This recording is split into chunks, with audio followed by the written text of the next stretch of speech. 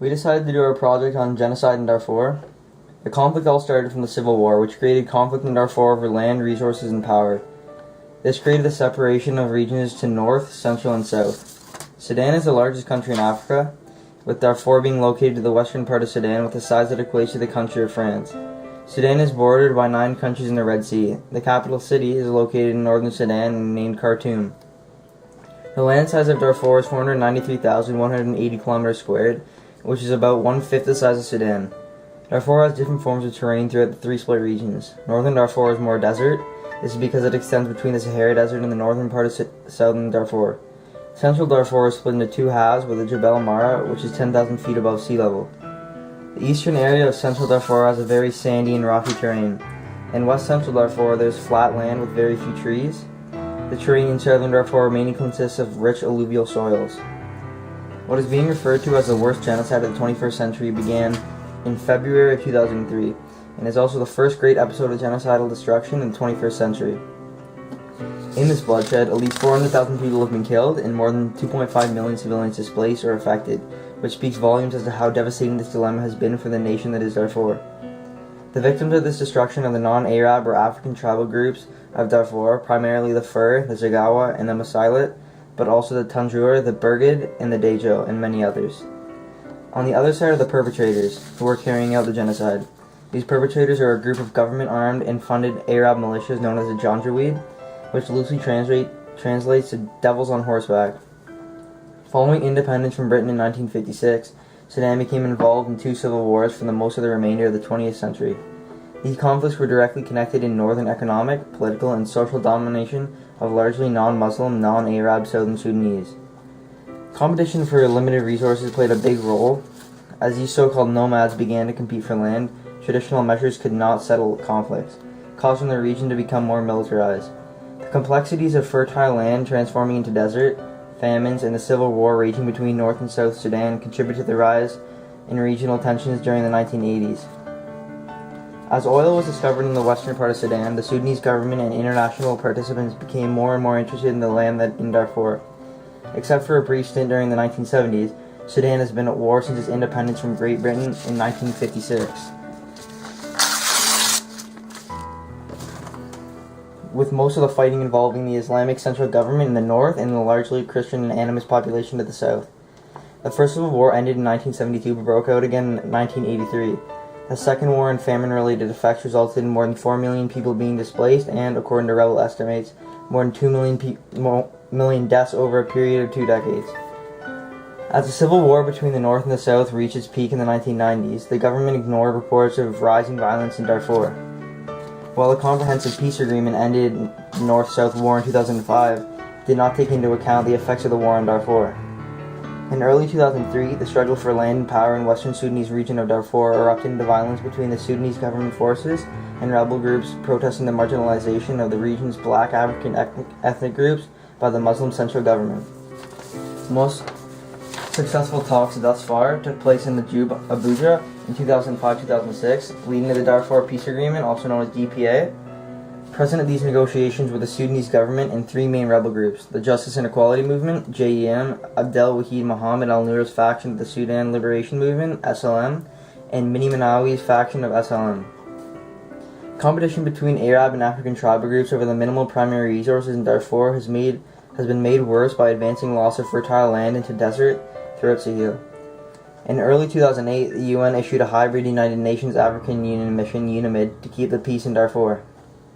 On March 4, 2009, the International Criminal Court, ICC, issued an arrest warrant for Sudanese President Omar Bashir for crimes against humanity, and in July 2010, a warrant for arrest on charges of genocide followed. Recently, the National Islamic Front regime has refused to control violent Arab militia raids of African villages in Darfur.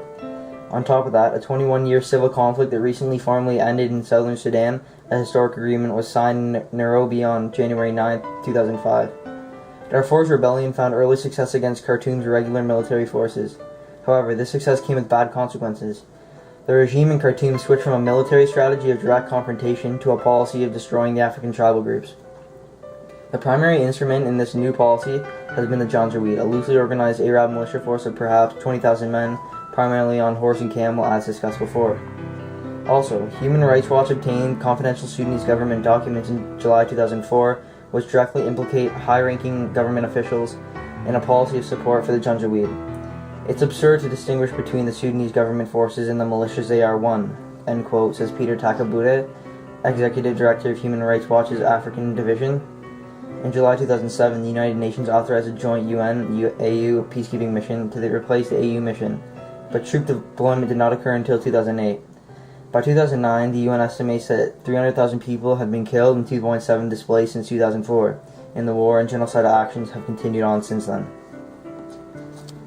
The war in Darfur has not been settled, and the genocide continues as we speak.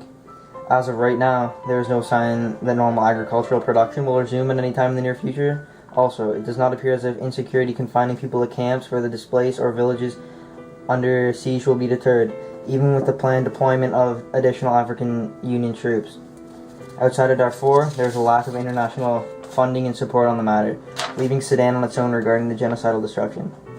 On top of that, there is no sign that Khartoum's National Islamic Front has changed its genocidal ambitions.